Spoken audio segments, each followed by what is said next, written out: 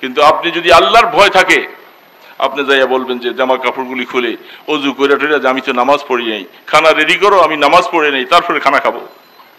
যদি আল্লাহর ভয় থাকে যে আমি নামাজ না পড়ে আমি ঘুমাইতে পারি না, আমি আমার সারাদিন আল্লাহ আমাকে শক্তি দিলেন, তার শক্তি দ্বারা চোখে দেখলাম, হাতে ধরলাম, কথা বললাম, ব্যবসা করলাম, খেতে খামারে খাটলাম, আর এখন আমি আমার মাওলার এই জিনিসগুলি শুকর আদায় করি আসি, আমি রাত্রে আমি আল্লাহকে সেজদা দিয়া নামাজ পড়ে খানা খাইতে পারবো। আল্লাহ পাক খুশি হয়ে যাবে। আল্লাহ পাক খুশি হবে, দেখছে আমার গোলাম এত পরিশ্রম করার পরেও সে এত রাত্রে আসছে, সে নামাজ না পড়ে শোয় নাই।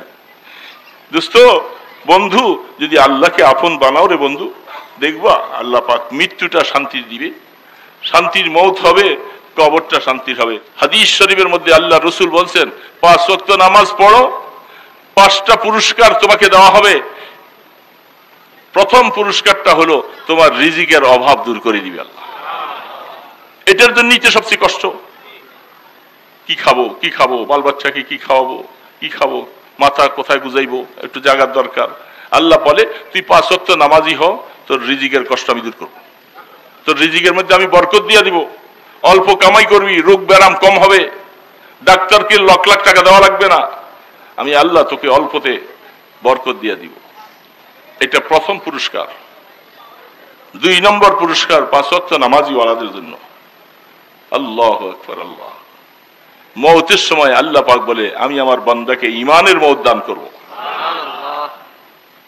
এর বাবা সবচেয়ে বড় চাওয়া তো যার সাথে তার দেখা হয়, একজন আলেমের সাথে, আল্লাহ ওয়ালার সাথে, বুজুর্গের সাথে দেখা হলে হুজুর একটু দোয়া করেন আল্লাহ নি ঈমানের সাথে মওত দেয়, বলে কি বলে না? এটাই সবচেয়ে বড় কামনা। যারা ভালো মানুষ দুনিয়ার অট্টালিকা চায় না, শুধু এটাই চায়, আল্লাহ আমার মৃত্যুটা যেন ঈমানের মওত হয়, আমি যেন ঈমানের মওত হয়, আমি আল্লাহকে নিয়ে যেন মরতে পারি। আল্লাহ রসুল বলছেন তুমি 5 ওয়াক্ত নামাজি হও, তোমাকে আল্লাহ ঈমানের মওত দিবে। 3 নম্বর তোমার পুরস্কার, তুমি যখন কবরে যাইবা, তোমার লাশটা শোয়াবে মাটিতে, পেক কাদায়। এই যে বন্যার সময় কবরও তো নাই, কলা গাছের মধ্যে ভাসাইয়া দিছে না, বাবাকে ভাসাইয়া দিছে আর চোখের পানি ছাড়তেছে, কবরের জায়গাও নাই। অনেক অনেক জায়গার মধ্যে কবর করলেও মুষলধারে বৃষ্টি পড়তে থাকে, বালতি দিয়া সেচতে থাকে, সেচে আর পানি উঠে, সেচে পানি উঠে, কলা গাছ 2টারে কাইটা দিয়া বাবাকে মাকে শোয়াই দিয়েছে। একটু পরে তো কবরে পানি ভাইসে গেছে। সন্তানদের মনে মানে না, বাবাকে কিসের মধ্যে শোয়াই আসলো, না মানলেও কিছু করার নাই। আল্লাহর হাবিব বলেন, উম্মত তোর সন্তানরা তোকে কেদার মধ্যে পানির মধ্যে শোয়াই দিয়া গেছে, আমার আল্লাহ পাক যখন তুই নামাজি সন্তান হবি তোর কবরটাকে জান্নাতের বাগান বানিয়ে দিবি। আল্লাহ পাক জান্নাতের সাথে যোগাযোগ হবে। আফরিশুহু মিনাল জান্নাহ ওয়া আলবিসুহু মিনাল জান্নাহ ওয়াফতাহ লাহু বাবান ইলাল জান্নাহ, এ জান্নাতের দিকে দরজা লাগাইয়ে দাও এবং তাকে বলবে তুমি ঘুমাও, সারা জীবনে আরামে ঘুমাইতে পারো নাই, তুমি নুমকা নুমিল আরুস, নতুন দুলা দুলানির মতো তুমি ঘুমাও।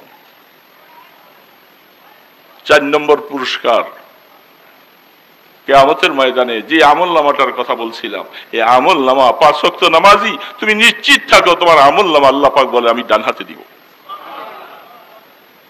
5ম নম্বর পুরস্কার হলো কিয়ামতের ময়দানে তোমাকে ডাকবে, হিসাবের জন্য আর কোনো ডাকাডাকি নেই, করাকরি নেই। এই আমার বান্দা তার আমল নামা ডান হাতে চলে আসছে, ফেরেশতারা গেট খুলে দাও, আমার বান্দাকে জান্নাতে নিয়ে যাও। এত বড় একটা পুরস্কার আল্লাহর তরফ থেকে। আল্লাহ রসুল ঘোষণা দিছে, কেমনে পারো রে বাবা নামাজ না পড়ে শুয়ে থাকতে, কেমনে পারলা? তুমি সব কিছুর জন্য সময় পাও, আমার মাওলাকে 2টা সেজদা দিতে, এত সুন্দর কপাল তোমাকে দিছে আল্লাহ। তুমি চিন্তা করো নাই সারা পৃথিবীর মধ্যে এত মানুষের মধ্যে একরকম চেহারাওয়ালা একটা মানুষ নাই, সমস্ত মানুষের চেহারাগুলি ভিন্ন ভিন্ন করছে, গলার আওয়াজ 2 জনের একরকম না, এত সুন্দর করে যে মাওলা বানাইয়া দিলেন, তুমি এই কপাল দিয়ে মাওলাকে একটু সেজদা দিতে পারো না? তোমার কি মনে চায় না যে আমি আমার মাওলাকে একটু সেজদা দেই? এই যুবক, কেমনে পারো? এই জন্য 5 ওয়াক্ত নামাজি হয়ে যাও, আল্লাহ পাক বেড়া পার করে দিবে।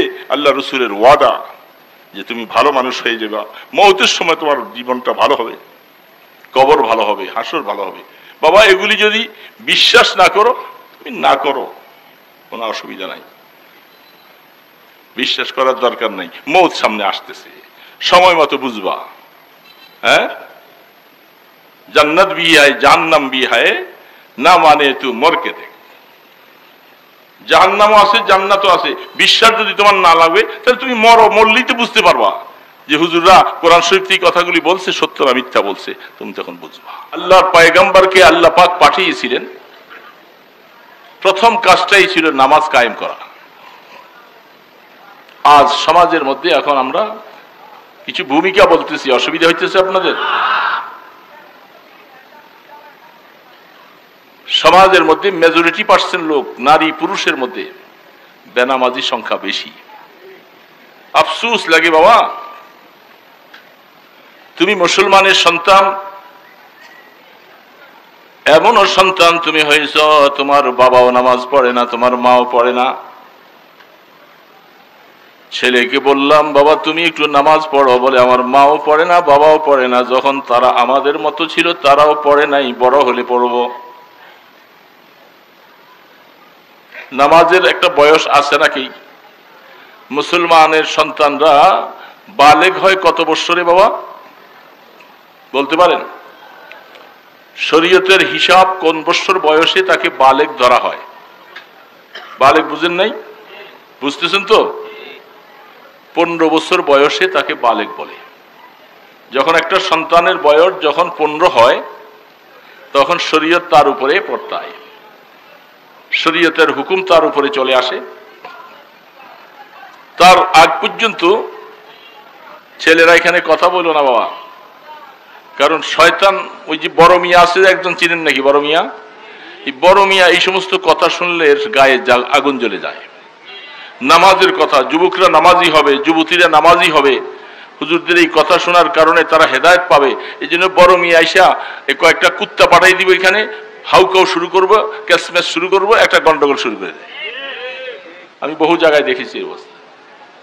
এতক্ষণ কুকুর দেখি নাই, এই যখনই আলোচনা শুরু হলো এই কয়েকটা কুকুর এসে একটা কামড় দিয়া কি ঘেউ ঘেউ শুরু করে দিল। এগুলি কুকুর নয়, শয়তান কুকুর ভেসে আসছে। শাররুন আহাররা জানাবিন, আমরা কিতাব পড়াইছিলাম, যখন পড়েছিলাম ওলামায়ে কেরাম বুঝবে কথাটা। রাত্রির শেষ ভাগে একটা নামাজ আছে না নাই? মাইকটা আওয়াজটাই না নেয় না বাবা, আমি এমনি দুর্বল মানুষ তো, আওয়াজটা যেন একটু টেনে নেয় মুখের থেকে, তাইলে কথা বলতে ভালো লাগে।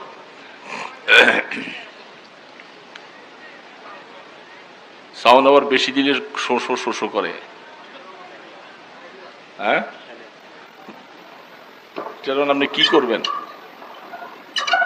আপনার জিনিস থাকলে না কাজ হইবে, জিনিস না থাকলে যতই টিপে টিপি করেন কাম হবে না।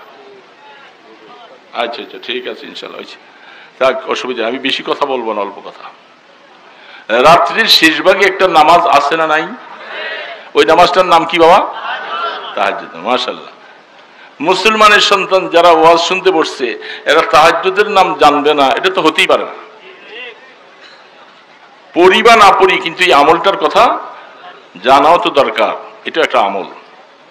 দেখবেন, পরীক্ষা করে দেখবেন, রাত্রির শেষ ভাগে যারা ঘুম থেকে উঠেন, তাহাজ্জুদের নামাজ পড়ার জন্য আপনি উঠছেন, উঠে 2-4 রাকাত নামাজ পড়তেছেন, কিছুক্ষণ পরেই ফজরের আজান হবে।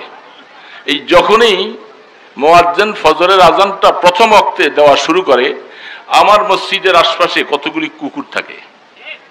ডিআইটি মসজিদের আশপাশে দেখছেন নি? আগে এগুলি মারতো পৌরসভার থেকে, মিউনিসিপ্যালিটি থেকে, এখন আর মারামারি যায়, এখন এগুলি পালতেছে।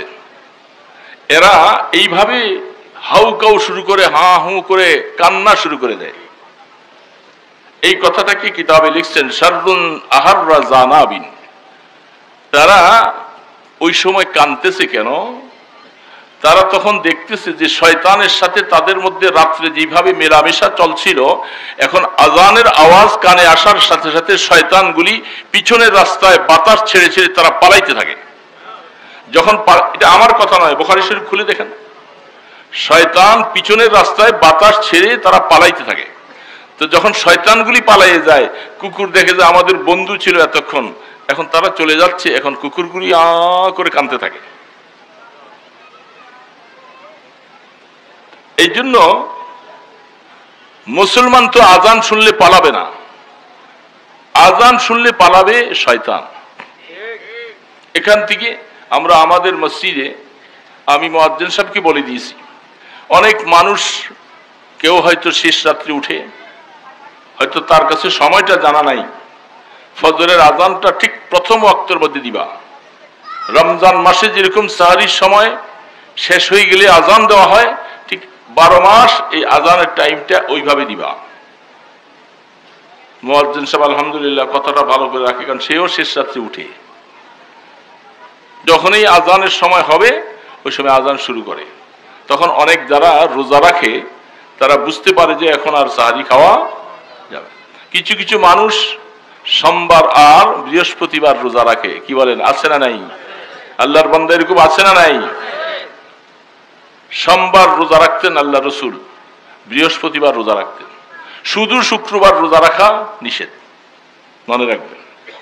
শুধু শুক্রবার রোজা রাখবেন না, রাখতে হলে বৃহস্পতিবার সহ মিলাইয়া রাখবেন। শুধু শুক্রবারকে গুরুত্ব মনে করে রোজা রাখা মাকরু, বেদাত। এই জন্য আল্লাহর পয়গম্বর রাহমাতে দো আলম হাবিবে কিবরিয়া মুহাম্মদুর রাসূলুল্লাহ বলেন না তো কেউ? একটু বড় আওয়াজ বলেন সাল্লাল্লাহু আলাইহি ওয়াসাল্লাম। আপনি বলছেন মাইকলা ভাই বলেন নাই? আরে বাবা, আরে কিছু কিছু লাইনে আসেন, কতদিন আর এইভাবে থাকবেন? কতদিন থাকবে না? আমি যখন আসতেছিলাম তখন ওই যে কবরের কথা একটা গজল গাইতেছিল একটা ছেলে, বলছে না এই মাইক কতদিন লইয়া বুকে লইয়া বসে থাকবেন? একদিন আসবে মাইকে আপনাকে লাথি দিয়া মাইক চলে যাবে আরেক জায়গায়, আপনি যাবেন আরেক জায়গায়। বাবা ঠিক না ঠিক বলেন?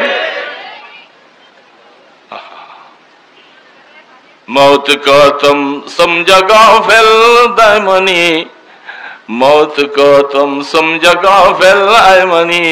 আল্লাহর আরিফরা বলে তুমি মওত কি মনে করছো বুঝি এটা মওতের থেকে উদাসীন হয়ে গেছো, মৃত্যু বুঝি আসবে না, কত লম্বা বয়স হয়ে গেছে। আরে আসে না তো দেখি, হঠাৎ করে চলে আসবে, তোমাকে জিজ্ঞাসা করবে না, জিজ্ঞাসা করবে না। এই জায়গার মধ্যে কোনো আপোষ নাই। বলেন যারা আল্লাহকে বিশ্বাস করে না তারা কি মৃত্যু হয়? হয় কি হয় না? নাস্তিক যাদেরকে বলা হয়, দেয়ার ইজ নো গড। কি আশ্চর্য কথা, আল্লাহ বলতে কেউ নাই। ও এমনি নাকি হয়েছে, আসমান এমনি হয়ে গেছে, জমিন এমনি হয়ে গেছে, ওদেরকে কি বলে? নাস্তিক। ওরা কি মৃত্যুকে বিশ্বাস করে? বিশ্বাস করা দরকার নাই, মৃত্যু ওরা আসে কিনা। যদি বাপের বেটা হইতি তো মৃত্যুর থেকে বাঁচা যা বাঁচতে পারছে। সেই করোনার সময়ের কথা আপনারা পেপারে দেখছেন, আমি বললে মনে হবে। যমুনা ফিউচারের মালিক বাবুল মিয়ায় পেপারে লিখছে, কত হাজার কোটি টাকার মালিক আল্লাহই ভালো জানে। কত মানুষের সম্পদ জবরদখল করেছে, মানুষের পেটে লাথি মেরে যায়া দখল করে নিয়ে আসছে। দিবা তো দিবা, না দিবা বাস শেষ। ক্ষমতার দাপট, ক্ষমতার মসনদে বসে এরকম করছিল। যখন করোনার সময় মরা শুরু হয়েছিল পেপারে পাইছি আমরা, সে বলতেছে আমার সমস্ত সম্পদগুলি নিয়েও যদি আমার একটু শান্তি দিত কেউ, যে আমি কি অশান্তির মধ্যে আছি এটা বলতে পারি না। বাঁচাইতে পারছে টাকায়। উযকুরু যিকরা হাযিমিল লাযাতিল মাউত। আল্লাহর হাবিব রাহমাতে দো আলম বলতেছে, হে আমার উম্মতেরা, মৃত্যুর যন্ত্রণার কথা একটু স্মরণ করিও। মৃত্যুর যন্ত্রণা থেকে কেউ বাঁচতে পারবে না, কেউ বাঁচতে পারবে না। মৃত্যুর সময় যে একটা কষ্ট আছে যেটাকে সাকরাত বলা হয়, সাকরাতুল মাউত, এই কষ্ট সবাইকেই ভোগ করতে হবে।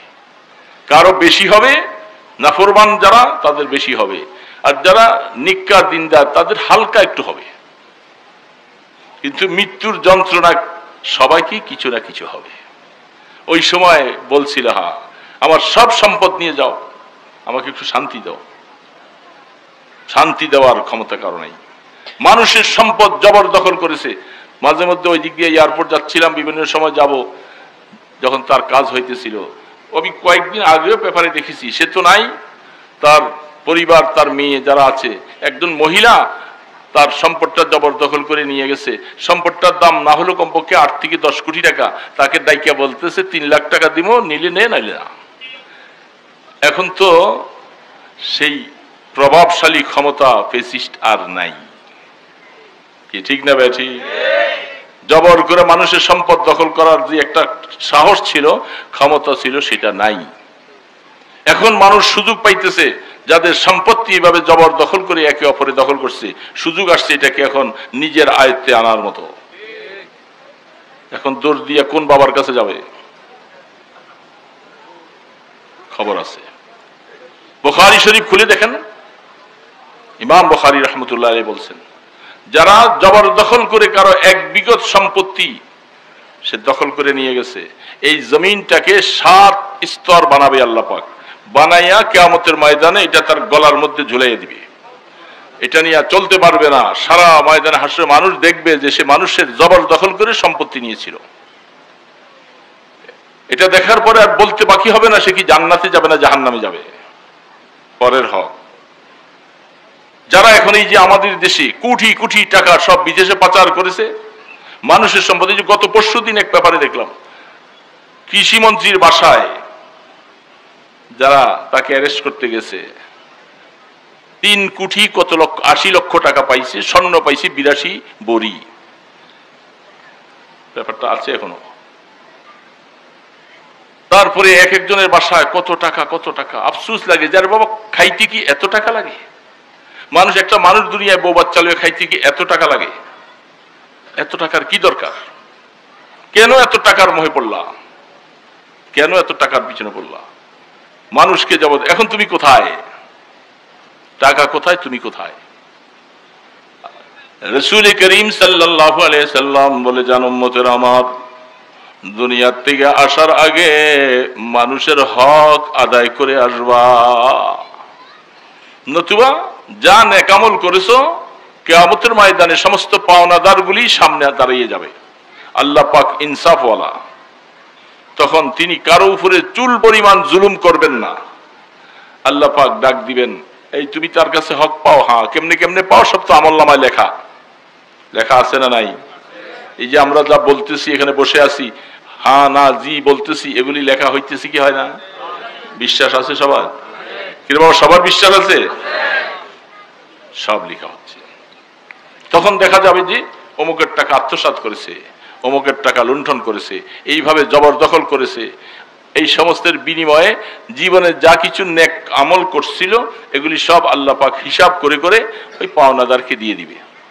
তখনও তার পাওনাদারের পাওনা শেষ হয় নাই, তখন এমন মানুষ ডাকবে ওই ব্যক্তির গুণাগুলি সব তার ঘাড়ে দিবে। দেওয়ার পরে এই লোকটাকে ঘোষণা হবে তাকে জাহান্নামে পাঠিয়ে দেবো। জাহান্নামের কথা শুনছি না বাবা? কিরে বাবা, খুব আরামের জায়গা না?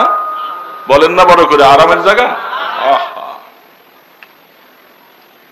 এই যুবক বাবাজিরা, অল্প সময় কথা শোনো, আমি লম্বা কথা বলি না, আস্তে আস্তে শোনো দিলটাকে কান দিয়ে।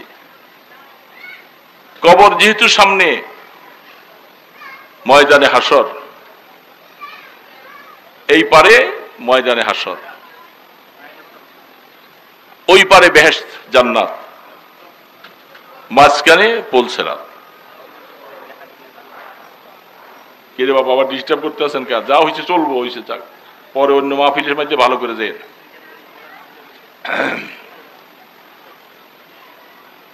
কথা বুঝতেছেন? মনে করেন এই যে আমরা যারা মাঠে বসছি, এটা ময়দানে হাসর। ময়দানে হাসরটা কোথায় হবে বলেন? ময়দানে হাসরের মিডলটা হবে যেই জায়গাটা নিয়ে আজকে আমাদের ভাইদেরকে অকাতরে শহীদ করে দিচ্ছে, শিশুদেরকে শেষ করে দিচ্ছে, মা বোনদেরকে সব তাদেরকে শহীদ করে দিচ্ছে। এই বন্ধ করেন, আপনাদের বাইরে যে কথা বলেন না, করছি না, দুনিয়ার পেশার একসাথে শুরু করছি। বাস, ফিলিস্তিন, মসজিদে আকসা, বাইতুল মুকাদ্দাস, এটা হবে ময়দানে হাসরের মিডল, মধ্যখান। সারা পৃথিবীর মধ্যে যত মানুষ কিয়ামত পর্যন্ত মৃত্যুবরণ করবে। যারা পূর্বে আছে, পূর্বে পশ্চিমে আছে, উত্তরে দক্ষিণে আছে, সমস্ত মানুষ মাথাটা উপরের দিকে দিয়া দৌড়াইতে থাকবে। দৌড়াতে দৌড়াতে যখন ময়দানে হাসর ভরপুর হয়ে যাবে, হতে হতে তাফসীর লেখে আর দাঁড়াইবার জায়গাও নাই। যেই মানুষটা একটা পা রাখতে পারে, দুইটা পা রাখতে জায়গা, এর বেশি জায়গা ভাগে মিলবে না। এই জমিন পাল্টিয়ে দেওয়া হবে, জমিন এটা থাকবে না। এই জমিনটাকে আল্লাহ পাল্টায়া এমন একটা জমিন তৈরি করবে, জমিনটা সাদা ফকফক। ওই জমিনের উপরে চলবে, মাথার উপরে সূর্যের প্রখরতা, 1 মাইল উপরে সূর্যটা থাকবে, 12 মুখে তাপ দিতে থাকবে। বাবা, এখন তাপ দেয় একটা মুখে, ওই সময় তাপ দিবে 12টা মুখে। কেমনটা লাগবে অবস্থা বুঝো বাবা। এই ইমানদার মুসলমান বাবা, তুমিও মরবা, আমিও মরব। যারা নামাজ পড়ে না তারাও মরবে, যারা সুদ ঘুষ খায়, মানুষের হক নষ্ট করে, তারাও মরবে। প্রত্যেকের জবাব তাকে দেওয়া লাগবে। মাথার উপরের তাপটা যখন 12টা মুখে দেওয়া শুরু হবে, মাথার মগজগুলি খড়ে খড়ে পড়তে শুরু করবে, শরীরের ঘামের মধ্যে হাবুডুবু খাইতে থাকবে, দৌড়াদৌড়ি ছুটাছুটি করবে, মানুষগুলি হাহাকার অবস্থা, পিপাসা। সামান্য সময় রৌদ্রের মধ্যে থাকলে পিপাসায় কলিজাটা ফেটে যায়। কোথায় পানি পাওয়া যায়, কোথায় কার কাছে পানি আছে, পানির জন্য দৌড়াইতে থাকে, ভাই আমাকে একটা গ্লাস পানি দাও, তাড়াতাড়ি একটু পানি দাও, কলিজাটা ফেটে যায়। আর ময়দানে হাসরে 1 দিন নয়, 2 দিন নয় বাবা, কতদিন। আল্লাহ রাসূল বলতেছে, কোরআনের মধ্যে আয়াত আছে, দেখবা হাফেজে কোরআন আছে, কাআলফ সানাতিম মিম্মা তাউদ্দুন। এক আয়াতের মধ্যে আসছে 50,000 বছর। দুনিয়ার 50,000 বছর আখিরাতের 1 দিনের সমান হবে। কি রে বাবা, দুনিয়ার 50,000 বছরে আখিরাতে 1 দিন। এখন সেই দিনটা কত বড়। এগুলি মাঝে মধ্যে তাফসীরে কোরআনে পড়ে আয়াত পড়তে থাকলে কলিজাটা ফাইটা যেতে চায়। আপনাদেরকে বুঝাইতে পারি না বাবা, কলিজা ফেটে যেতে চায়। সেই ময়দানে হাসরে তো আপনাকে উঠা রাখবে, আমাকে উঠা রাখবে। সূর্যের তখতা, তামার মতো জমিনটা উত্তপ্ত হয়ে যাবে, সেখানে পানি পানি বলে চিৎকার করবে। আম্মা জান আয়েশা সিদ্দিকা রাদিয়াল্লাহু তাআলা আনহা বলতেছিলেন, আল্লাহ রাসূল বলেন, আয়েশা, সব মানুষ সেদিন কাপড় ছাড়া উলঙ্গ উঠবে, কারো পরনে কাপড় থাকবে না, কোনো কাপড় নাই। আম্মা জান আয়েশা বলেন, আমিও কি উলঙ্গ? আমি রাসূলের স্ত্রী, লজ্জা লাগবে না? রাসূল বলেন, আয়েশা তুমি আয়েশা নাকি, এই কথাটা চিন্তা করার মতো সময়ও কারো থাকবে না। একটা নজর একটু তাকাবে, সেই সুযোগটাও পাবে না। ভয়াবহ অবস্থা ময়দানে হাসরের। ইয়াউমা নাহশুরুল মুত্তাকিনা ইলার রহমানি ওয়াফদা।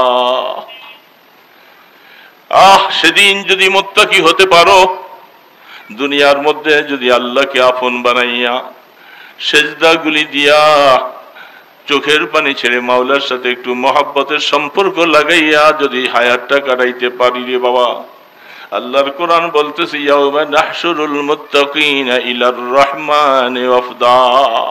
সেদিন এই মুত্তাকি লোকগুলাকে সুন্দরভাবে তাদেরকে ইনভাইট করে ওয়েলকাম বলে, মাথার সূর্যের তাপ তাদের মাথায় লাগবে না, পিপাসা কাতর হবে না। আল্লাহর পয়গম্বরের সামনে সারিবদ্ধভাবে যাইয়া বলবে, হাউজে কাউসারের গ্লাসগুলি লাগানো আছে। সাহাবায়ে কেরাম জিজ্ঞাসা করেন, ইয়া রাসূলুল্লাহ, এত উম্মত, আমরা গ্লাস পাবো কোথায়? রাসূল বলে, আসমানের দিকে একটু তাকাইয়া দেখো, কতগুলি নক্ষত্র, বলে গণার শেষ নাই, হিসাব করা যাবে না। বলে, আমার হাউজে কাউসারের গ্লাস আকাশের নক্ষত্রের থেকে আরো বেশি হবে। আমার কোন উম্মত সেই পানি পান করতে তার কাছে কষ্ট হবে না। আল্লাহ কোরআনে বলতেছেন সেদিন তাদেরকে এইভাবে মেহমানের মতো পানি পান করাবে, সূর্যের তাপ তাদের সেখানে লাগবে না, এরা আরশের ছায়ার নিচে থাকবে। তখন তাদেরকে একটা জায়গার মধ্যে সাইড করে দেওয়া হবে। এখন ময়দানে হাসর এইখানে হইল পুলসেরাতের একটা অংশ, দ্বিতীয় শেষ মাথাটা হলো জান্নাতের গোড়ায়, মাঝখানে জাহান্নাম, মাঝখানে জাহান্নাম। বাবা একটু সামান্য কিছু হইলে আমরা ওইদিকে চাই না বাবা, কথা যে বলে তার দিকে খেয়াল করবো, ওইদিকে খেয়াল করে কোনো লাভ নাই। এই ফ্যানটা একটু সরাই দাও তো, হালকা আমার কানে হালকা সরাই দাও। ময়দানে হাসরের এই মাথায় পুলসেরাতের মাথা, ওই মাথায় আরেকটা, সেখানে জান্নাত। সোজা 10,000 বৎসর।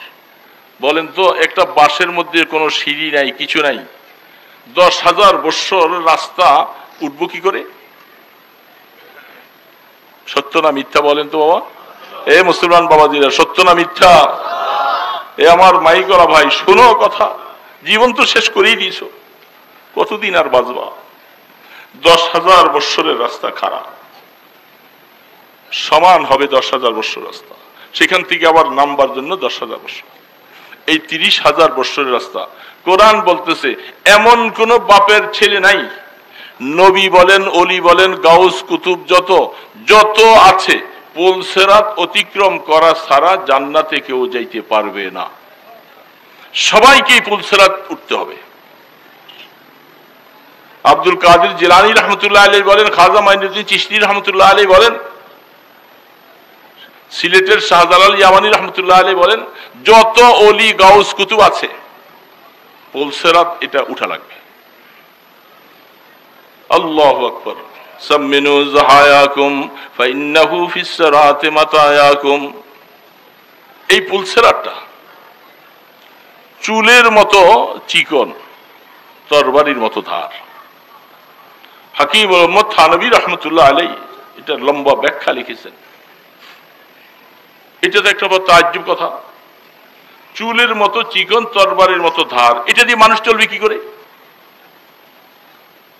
এটা তো একটা অবাস্তব কথার মতো মনে হয়। এটাকে তিনি ব্যাখ্যায় লিখতে যায় অনেক কথা লিখছেন বায়ানুল কোরআনে। তার মূল হাকিকত হলো পুলসেরাতটাকে দিয়ে দুনিয়ার মধ্যে আপনাকে আমাকে বুঝাইছেন, কিয়ামতের ময়দানে যদি পুলসেরাতটাকে মোটা বানাইতে চান, মোটা দেখতে চান, দুনিয়ার মধ্যে পুলসেরাতের মতো চিকন, চুলের মতো, তরবারের মতো ধার অবস্থা নিয়ে দুনিয়ার মধ্যে হায়াত কাটাও, ইমানের উপরে টিকে থাকার জন্য এরকম কষ্ট মেহনত করো, তাহলে পুলসেরাত ওই দিন যে মোটা হয়ে যাবে। সেটাকে রহমাতে দু আলম বলছেন, ফজরের 2 রাকাত নামাজ পড়তে যে সময় লাগে, আমার উম্মতেরা যারা জান্নাতের টিকিট পাবে, জান্নাতের একটা টিকিট হবে না রে বাবা? হবে তো? এ যুবক বাবাজিরা, অল্প কথা শুনে নাও, জান্নাতের একটা টিকিট দেওয়া হবে। ওয়াম্মান উতিয়া কিতাবাহু বিয়ামিনি ফাসাউফা ইউহাসাবু হিসাবান ইয়াসীরা। আল্লাহর কোরআন সত্য না মিথ্যা বাবা? সবাই বলো সত্য না মিথ্যা? কোন সন্দেহ?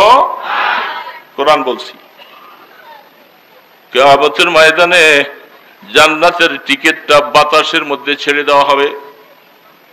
কুঠি কুঠি টিকিট, ছোট্ট, বাতাসের মধ্যে ছেড়ে দেওয়া হবে। বাতাসে ছেড়ে দেওয়ার পরে তকদির যার ভালো হবে বাবা, কপাল যার ভালো হবে, কেউ দেওয়া লাগবে না, ওই টিকিটটা আইসা তার ডান হাতে পড়বে।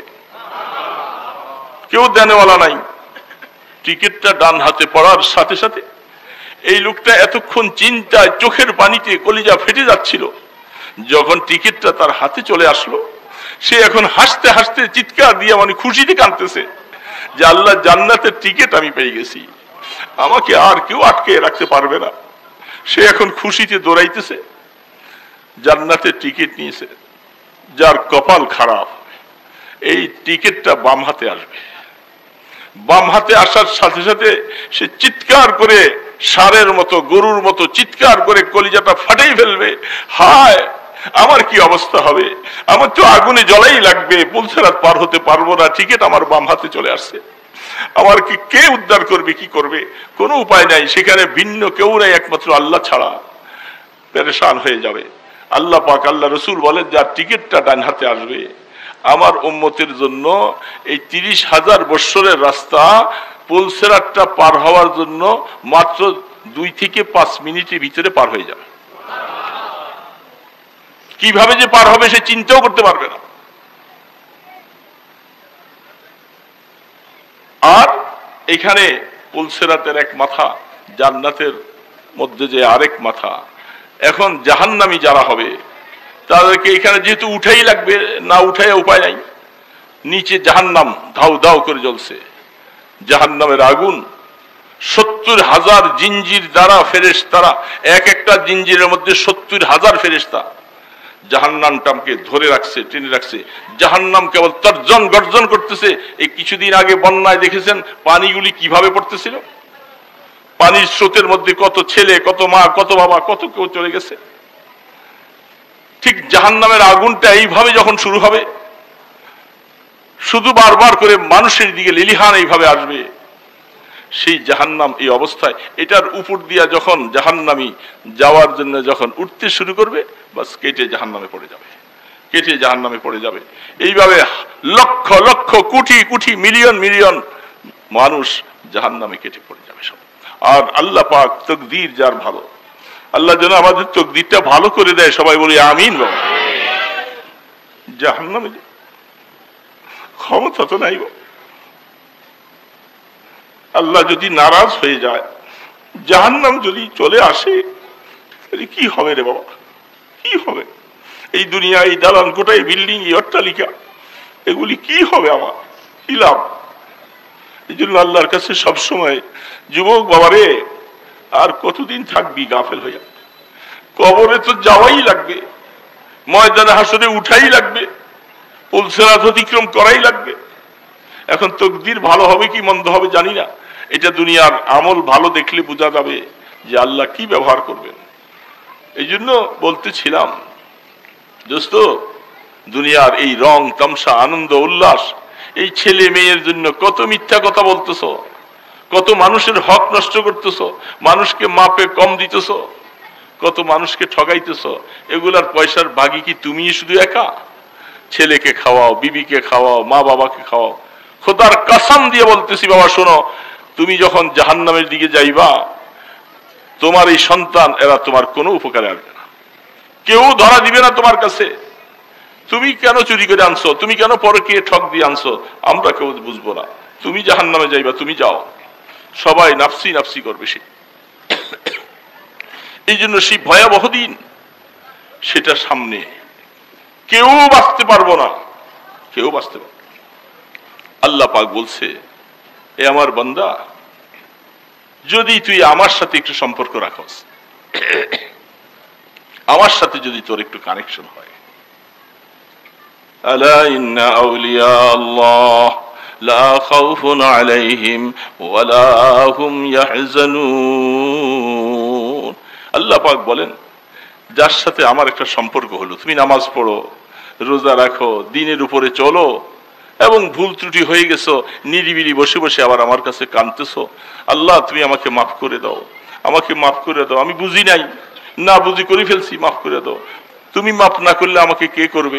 এইভাবে আল্লাহর কাছে কানবা। করতে করতে যখন আল্লাহ পাক তোমার উপরে রাজি হয়ে যাবে, তোমার কবর সুন্দর, তোমার হাসর সুন্দর, তোমার পুলসেরাত সুন্দর, চির সুখময় জান্নাতের বাসিন্দা বেনে যাবা।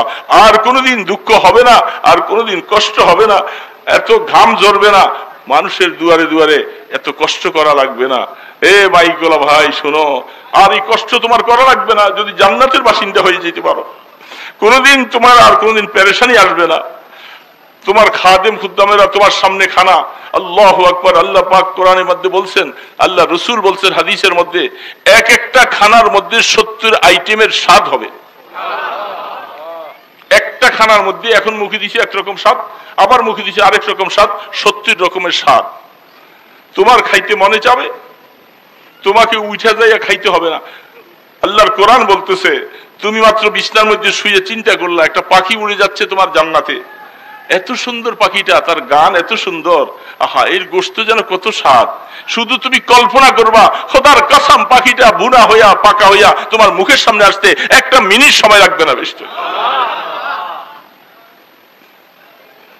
জান্নাতুন তাজরি মিন তাহতিহাল আনহার, কি জান্নাত আল্লাহ পাক রাখছে তো। এত কষ্ট দুনিয়ার মধ্যে, এত কষ্ট করে মাথার ঘাম পায়ে ফেলে এত কষ্ট করতেছো, আফসোস কিন্তু একটু 2 রাকাত নামাজ পড়তে পারো না। সারাদিন অটো চালাও, মিশুক চালাও, গাড়ি চালাও, এত কষ্ট করতেছো, কিন্তু আল্লাহকে 2টা সেজদা দিবা, এটা এখানে আসলে তখন তোমার ক্লান্তি অবসন্ন হয়ে যাও, পারো না। আল্লাহ পাক বলে, তোরে আমি শক্তি দিছিলাম, তুই গাড়ি চালাইলি, মিশুক চালাইলি, অটো চালাইলি, লেবারি করলি, সমস্ত কাজ করলি আমার দেওয়া শক্তি দ্বারা, কিন্তু আমি আল্লাহকে 2টা সেজদা যদি দিতি, তোর এই কষ্টটা সার্থক হতো, তোর এই কষ্টটা সার্থক হতো। যারা দুনিয়ার মধ্যে গরিব আছে, অর্থ কম, টাকা পয়সা কম, আল্লাহ রসুল বলেন তারা কিয়ামতের ময়দানে ধনীদের 500 বছর আগে তারা জান্নাতে যাবে। ধনীদের 500 বছর আগে যদি তারা একটু দিন নিয়ে মরতে পারে, নামাজ পড়ে আল্লাহকে নিয়ে যদি একটু মরতে পারে, আল্লাহ তাদেরকে, ধনীওয়ালাদেরকে বলবে, তোদেরকে দুনিয়ার মধ্যেও খুব শান্তি দিছিলাম, তোদের হিসাব নিকাশ লম্বা হবে, আর ওদের তেমন টাকা পয়সা তেমন কিছু ছিল না, এরা আমার কাছে বারবার চাইছে, আল্লাহ খাইলেও আলহামদুলিল্লাহ বলছে, না খাইলেও আলহামদুলিল্লাহ বলছে, এই জন্য আমি এদেরকে তোদের 500 বছর আগে বেহেশতে পাঠাই দিলাম। দোস্ত, বেহেশত সত্য, দোজখ সত্য, পুলসিরাত সত্য, কোনটার মধ্যে কোনো 2 নম্বরই নাই। এই সব জিনিসগুলি যারা বিশ্বাস রেখে সামনে রেখে হায়াত কাটায়, তাদের জিন্দিগিটাই একটা নমুনা হয়। তারা কষ্ট করলেও, এই যে বহু কষ্ট করে করে রাত 12টা 1টা অনেক সময় বাসায় আসে কাজকর্ম করে, এত রাত্রে আসার পরেও বাসায় আপনি গেলেন যে বাইরওয়ালারা আপনাকে জানে না যে আপনি নামাজ পড়ছেন কি পড়েন না, কিন্তু আপনি যদি আল্লাহর ভয় থাকে, আপনি যাইয়া বলবেন যে জামা কাপড়গুলি খুলে অজু করে টরে যে আমি তো নামাজ পড়ি নাই, খানা রেডি করো, আমি নামাজ পড়ে নেই, তারপরে খানা খাবো। যদি আল্লাহর ভয় থাকে যে আমি নামাজ না পড়ে আমি ঘুমাইতে পারি না, আমি আমার সারাদিন আল্লাহ আমাকে শক্তি দিলেন, তার শক্তি দ্বারা চোখে দেখলাম, হাতে ধরলাম, কথা বললাম, ব্যবসা করলাম, খেতে খামারে খাটলাম, আর এখন আমি আমার মাওলার এই জিনিসগুলি শুকর আদায় করি আসি, আমি রাত্রে আমি আল্লাহকে সেজদা দিয়া নামাজ পড়ে খানা খাইতে বলবো, আল্লাহ পাক খুশি হয়ে যাবে। আল্লাহ পাক খুশি হবে, দেখছে আমার গোলাম এত পরিশ্রম করার পরেও সে এত রাত্রে আসছে, সে নামাজ না পড়ে শোয় নাই। দোস্ত, বন্ধু, যদি আল্লাহকে আপন বানাও রে বন্ধু, দেখবা আল্লাহ পাক মৃত্যুটা শান্তি দিবে, শান্তির মৌত হবে, কবরটা শান্তির হবে। হাদিস শরীফের মধ্যে আল্লাহ রসুল বলছেন, 5 ওয়াক্ত নামাজ পড়ো, 5টা পুরস্কার তোমাকে দেওয়া হবে। প্রথম পুরস্কারটা হলো তোমার রিজিকের অভাব দূর করে দিবে আল্লাহ। এটার জন্যই তো সবচেয়ে কষ্ট, কি খাবো, কি খাবো, বাল বাচ্চাকে কি খাওয়াবো, কি খাবো, মাথা কোথায় গুজাইবো, একটু জায়গার দরকার। আল্লাহ বলে, তুই 5 ওয়াক্ত নামাজি হ, তোর রিজিকের কষ্ট আমি দূর করবো, তোর রিজিকের মধ্যে আমি বরকত দিয়ে দিব, অল্প কামাই করবি, রোগ ব্যারাম কম হবে, ডাক্তারকে লাখ লাখ টাকা দেওয়া লাগবে না, আমি আল্লাহ তোকে অল্পতে বরকত দিয়ে দিব। এটা প্রথম পুরস্কার। 2 নম্বর পুরস্কার 5 ওয়াক্ত নামাজি ওয়ালাদের জন্য। আল্লাহু আকবার, আল্লাহ। মওতের সময় আল্লাহ পাক বলে, আমি আমার বান্দাকে ঈমানের মওত দান করব। কিরে বাবা, সবচেয়ে বড় চাওয়া তো যার সাথে তার দেখা হয়, একজন আলেমের সাথে, আল্লাহ ওয়ালার সাথে, বুজুর্গের সাথে দেখা হলে, হুজুর একটু দোয়া করেন আল্লাহ নি ঈমানের সাথে মওত দেয়, বলে কি বলে না? এটাই সবচেয়ে বড় কামনা। যারা ভালো মানুষ দুনিয়ার অট্টালিকা চায় না, শুধু এটাই চায়, আল্লাহ আমার মৃত্যুটা যেন ঈমানের মওত হয়, আমি যেন ঈমানের মওত হয়, আমি আল্লাহকে নিয়ে যেন মরতে পারি। আল্লাহ রসুল বলছেন, তুমি 5 ওয়াক্ত নামাজি হও, তোমাকে আল্লাহ ঈমানের মওত দিবে। 3 নম্বর তোমার পুরস্কার, তুমি যখন কবরে যাইবা, তোমার লাশটা শোয়াবে মাটিতে, পেক কাদায়। এই যে বন্যার সময় কবরও তো নাই, কলা গাছের মধ্যে ভাসাইয়া দিছে না, বাবাকে ভাসাইয়া দিছে আর চোখের পানি ছাড়তেছে, কবরের জায়গাও নাই। অনেক অনেক জায়গার মধ্যে কবর করলেও মুষলধারে বৃষ্টি পড়তে থাকে, বালতি দিয়া সেচতে থাকে, সেচে আর পানি উঠে, সেচে পানি উঠে, কলা গাছ 2টারে কাইটা দিয়া বাবাকে মাকে শোয়াই দিয়েছে। একটু একটু পরে তো কবরে পানি ভাইসে গেছে। সন্তানদের মনে মানে না, বাবাকে কিসের মধ্যে শোয়াই আসলো, না মানলেও কিছু করার নাই। আল্লাহর হাবিব বলেন, উম্মত তোর সন্তানরা তোকে কেদার মধ্যে পানির মধ্যে শোয়াই দিয়া গেছে, আমার আল্লাহ পাক যখন তুই নামাজি সন্তান হবি তোর কবরটাকে জান্নাতের বাগান বানিয়ে দিবি আল্লাহ পাক। জান্নাতের সাথে যোগাযোগ হবে। আফরিশুহু মিনাল জান্নাহ ওয়া আলবিসুহু মিনাল জান্নাহ ওয়াফতাহ লাহু বাবান ইলাল জান্নাহ। জান্নাতের দিকে দরজা লাগাইয়ে দাও এবং তাকে বলবে তুমি ঘুমাও, সারা জীবনে আরামে ঘুমাইতে পারো নাই, তুমি নুমকা নমিল আরুস, নতুন দুলা দুলানির মতো তুমি ঘুমাও।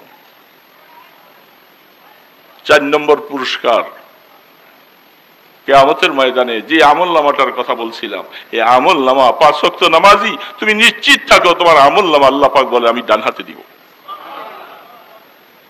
5 নম্বর পুরস্কার হলো কিয়ামতের ময়দানে তোমাকে ডাকবে হিসাবের জন্য, আর কোনো ডাকাডাকি নেই, করাকরি নেই। এই আমার বান্দা তার আমল নামা ডান হাতে চলে আসছে, ফেরেশতারা গেট খুলে দাও, আমার বান্দাকে জান্নাতে নিয়ে যাও। এত বড় একটা পুরস্কার আল্লাহর তরফ থেকে আল্লাহ রাসূল ঘোষণা দিছে। কেমনে পারো রে বাবা নামাজ না পড়ে শুয়ে থাকতে? কেমনে পারলা? তুমি সবকিছুর জন্য সময় পাও, আমার মাওলাকে 2টা সেজদা দিতে। এত সুন্দর কপাল তোমাকে দিছে আল্লাহ। তুমি চিন্তা করো নাই সারা পৃথিবীর মধ্যে এত মানুষের মধ্যে একরকম চেহারাওয়ালা একটা মানুষ নাই? সমস্ত মানুষের চেহারাগুলি ভিন্ন ভিন্ন করছে, গলার আওয়াজ দুইজনের একরকম না। এত সুন্দর করে যে মাওলা বানাইয়া দিলেন, তুমি এই কপাল দিয়ে মাওলাকে একটু সেজদা দিতে পারো না? তোমার কি মনে চায় না যে আমি আমার মাওলাকে একটু সেজদা দেই? এই যুবক কেমনে পারো? এই জন্য 5 ওয়াক্ত নামাজি হয়ে যাও, আল্লাহ পাক বেড়া পার করে দিবে। আল্লাহ রাসূলের ওয়াদা যে তুমি ভালো মানুষ হয়ে যাবে, মওতের সময় তোমার জীবনটা ভালো হবে, কবর ভালো হবে, হাসর ভালো হবে। বাবা এগুলি যদি বিশ্বাস না করো তুমি না করো, কোনো অসুবিধা নাই, বিশ্বাস করার দরকার নাই। মওত সামনে আসতেছে, সময় মতো বুঝবা। হ্যাঁ, জান্নাত ভি হ্যায় জাহান্নাম ভি হ্যায়, না মানে তু মরকে দেখ। জাহান্নামও আছে জান্নাতও আছে, বিশ্বাস যদি তোমার না লাগবে তাহলে তুমি মরো, মরলেই তো বুঝতে পারবা যে হুজুররা কোরআন শরীফ থেকে কথাগুলি বলছে সত্য না মিথ্যা বলছে, তুমি তখন বুঝবা। এই জন্য দোস্ত কথা আর লম্বা নয়, কথা শেষ।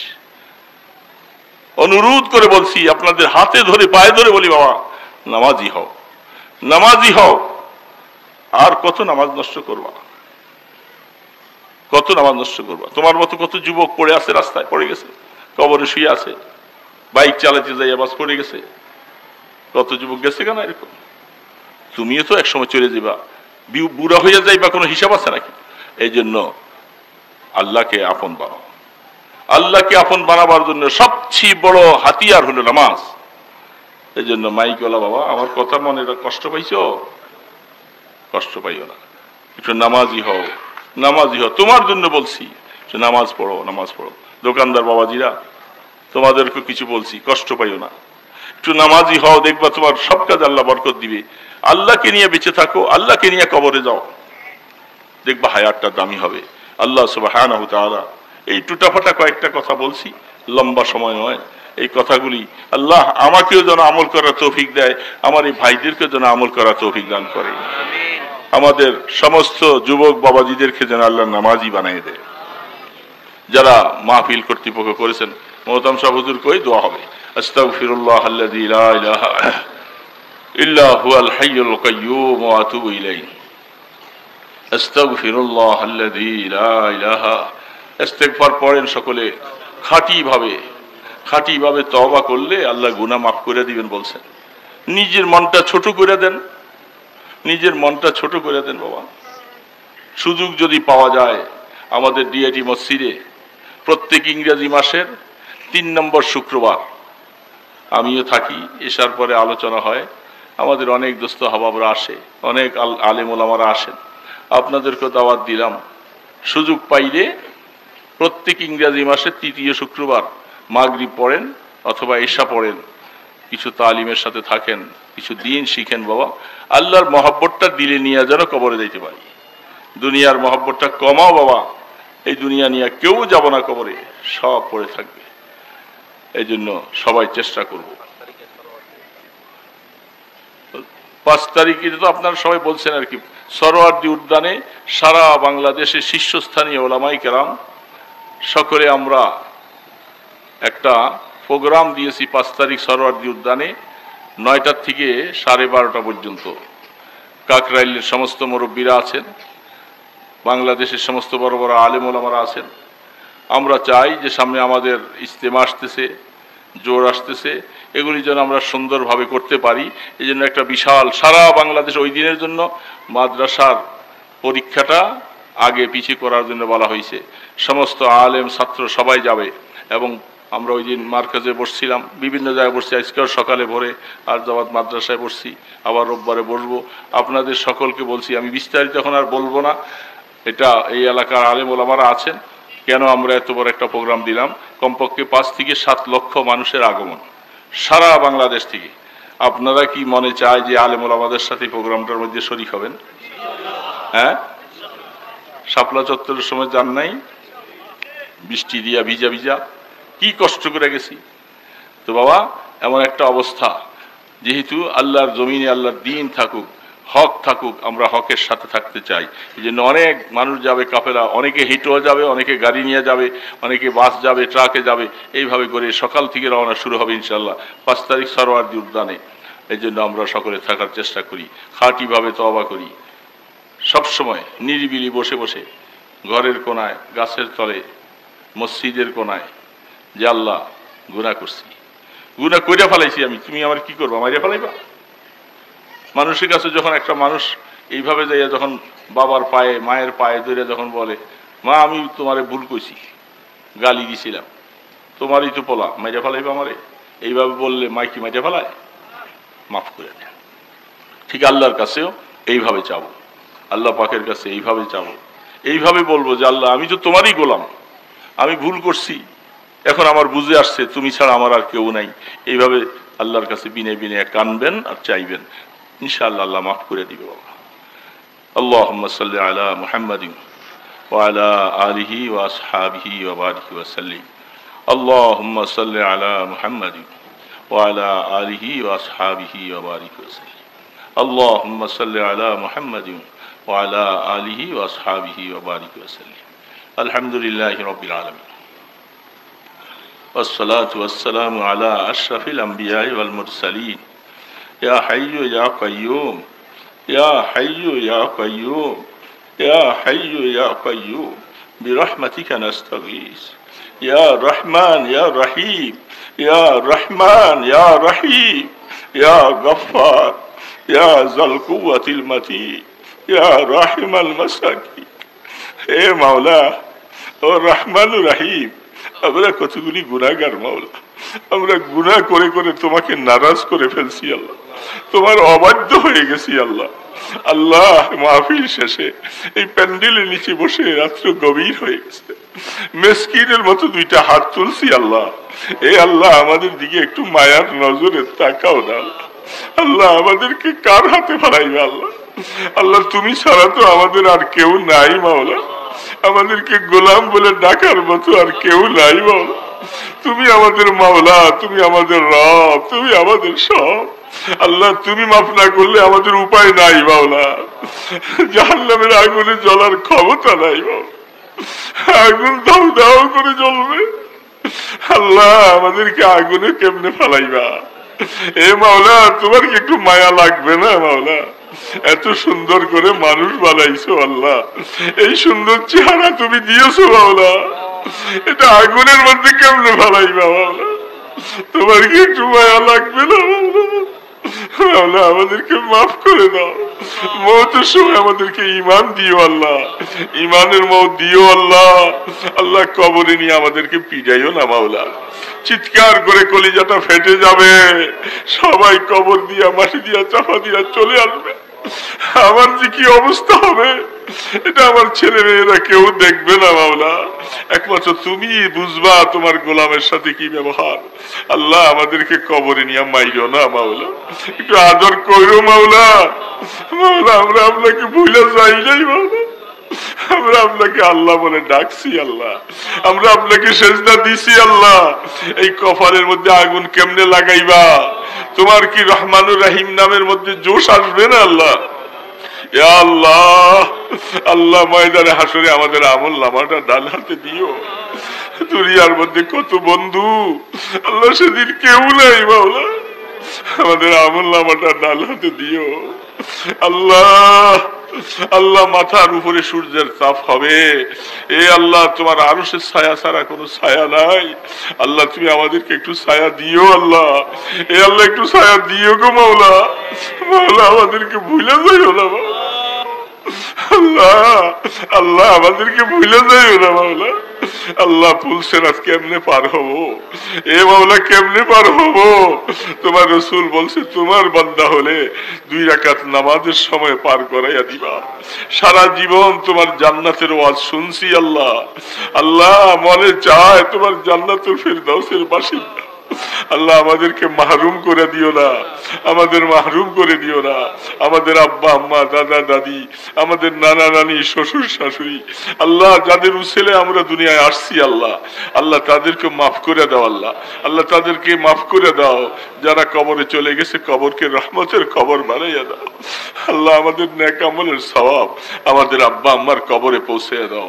যাদের মা বাবা বেঁচে আছে এদের হায়াতে বরকত দাও আল্লাহ, তাদের গুনাহ মাফ করে দাও আল্লাহ। আমাদের ছেলে মেয়ে বিবি বাচ্চা সবাইকে নামাজি বানাও আল্লাহ, নামাজি বানাও আল্লাহ। আমাদের যুবক বাবাজিদেরকে নামাজি বানাও আল্লাহ, তাদেরকে রহমতের হাতে দাও আল্লাহ। এদেরকে নামাজের কথা বলছি আল্লাহ, আল্লাহ তাদের দিল তো তোমার হাতে মাওলা। মুসলমানের সন্তান আগুনে জ্বলবে কেমনে আল্লাহ?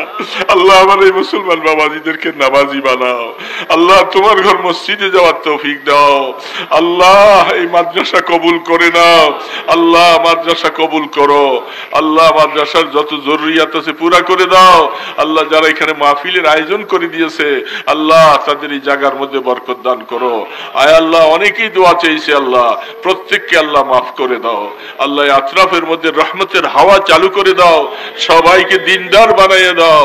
আমার মা বোনদেরকে পর্দানিশী বানাইয়া দাও আল্লাহ। যখন ডাক দিবা আল্লাহ, রাস্তায় ঘাটে বেজ্জতি করে মওত দিও না আল্লাহ। সিগাল কুকুরের মতো মওত দিও না আল্লাহ। জানাজা হারা করে মওত দিও না আল্লাহ। আল্লাহ কলেমা পড়াই আমাদেরকে কবরে ডাক দিও আল্লাহ। সোনার মদিনে আমাদের দুরুদ সালামের হাদিয়া পৌঁছে দাও আল্লাহ। আপনার ইসমে আজমের উসিলায়, আপনার হাবিবের কদম মোবারকের উসিলায় আমাদের দোয়াগুলি কবুল করেন।